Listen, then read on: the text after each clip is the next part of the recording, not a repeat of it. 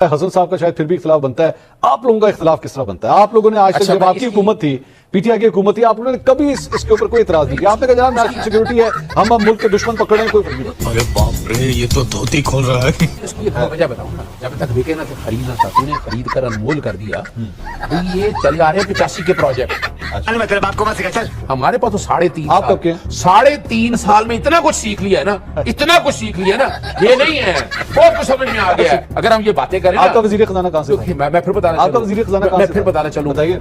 पाकिस्तान से ही था। ये इंपोर्ट करके नहीं आया था। वो इंपोर्ट करके नहीं आया, वो इंपोर्ट करके नहीं आया। अब्दुल हफीज शेख इंपोर्ट करके नहीं आया, जो मैं बात कहना चाह रहा करीम हूँ, साहब इंपोर्ट करके नहीं आया। गजब बेइज्जती है। मैं इसको अभी जस्टिफाई नहीं करना चाह रहा। मैं जो बात आपके सामने रखना चाह रहा दाने में हूँ ना, हम इतना कुछ करने के बाद ना नहीं सीख रहे। अच्छा। हम नहीं सीखना चाहते और हम नहीं सीखेंगे। ये मैं बता दूं आपको बात। मैं ये तो कह रहा हूँ कि आप नहीं सीखेंगे। तुमसे ना हो पाएगा, हमें तुम्हारे लक्षण बिल्कुल ठीक नहीं लग रहा है, तुमसे ना हो पाएगा। नहीं कह सर हम तो 3.5 साल है ना, 3.5 साल में हम बहुत कुछ सीख गए हैं। आपकी हुकूमत में हमें आपने जनरल बाजवा की बात की, हमें बताया गया जनरल बाजवा से ज्यादा जमहूरी कोई नहीं। ये आप लोगों ने बताया, आपने हमें बताया कि आर्मी चीफ कौम का बाप होता है।